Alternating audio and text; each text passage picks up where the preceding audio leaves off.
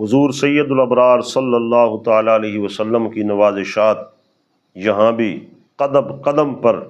حضور کی نگاہ کرم کا فیض ہے۔ حضور کے صدقے میں اللہ تعالیٰ نے ہمیں کس عزت سے نوازا ہے۔ وہ بھی اللہ کی مخلوق تھی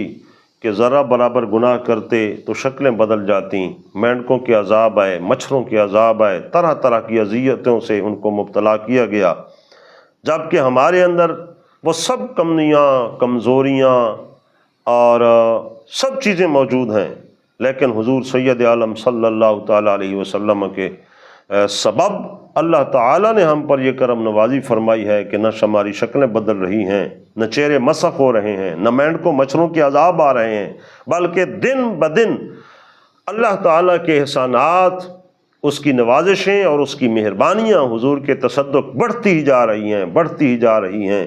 اور جانیے کہ صرف یہاں نہیں بلکہ قبر میں، حشر میں اور آخرت میں بھی حضور کے صدقے میں اللہ تبارک و تعالی ہمیں کس عزت سے نوازنے والا ہے کہ یہ حدیث پاک ایک ہماری سامنے ہے، شفاعت کے متعلق ہے۔ حضرت انس رضی اللہ تعالیٰ عنہ فرماتے ہیں، قال سألت النبی صلی اللہ علیہ وسلم، میں نے حضور سے سوال کیا، ان یشفع لی یوم القیامہ، کہ حضور کرم نوازی فرمانا، قیامت کے دن ہماری شفاعت کر دینا۔ یہ حضرت انس نے عرض کی۔ فقال انا فاعل،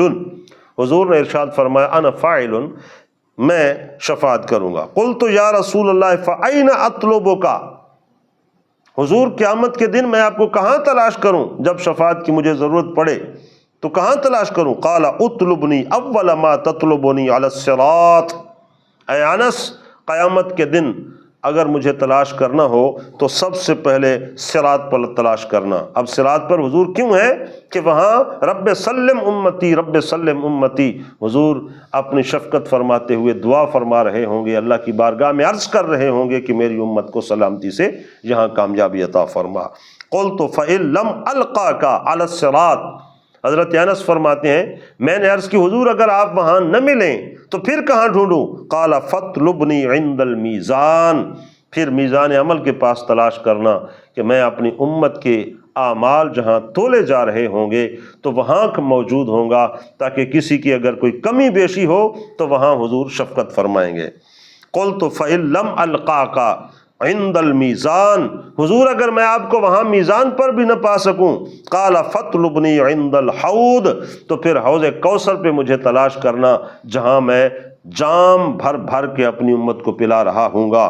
فإنی لا اخطئ هذه الثلاث المواطن، حضور نے فرمایا اے انس ان تین مقامات پر مجھے تلاش کرنا کہ ان سے میں کہیں ادھر ادھر نہیں جاؤں گا، وہاں کھڑے ہو کر اپنی امت کی خدمت میں مصروف عمل ہوں گے۔ تو دوستو، جس نبی محتشم صلی اللہ تعالی علیہ وسلم کے تصدق اللہ تعالیٰ نے ہمیں یہاں بھی عزت سے نوازا ہے،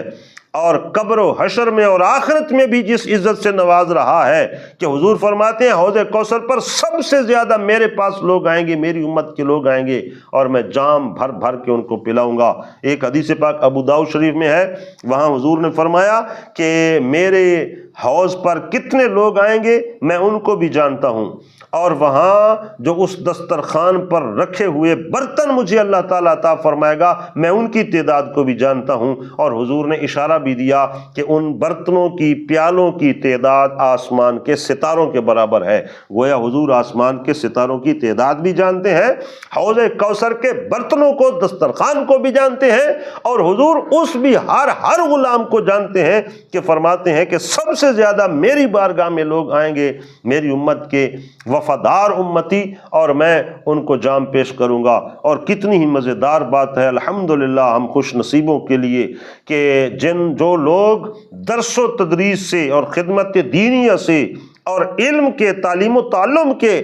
شعبے سے متعلق ہیں، ان کے بارے رسول اللہ صلی اللہ علیہ وسلم کا کتنا ہی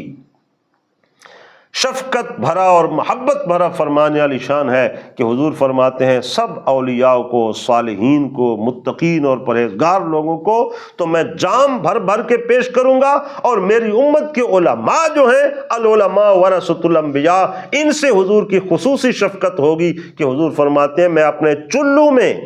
وہ حوض کوثر سے پانی بھر کر ان علماء کو پیش کر رہا ہوں گا، تو کیا ہی خوش نصیبی ہے۔ دوستو آپ خود نتیجہ نکالیے،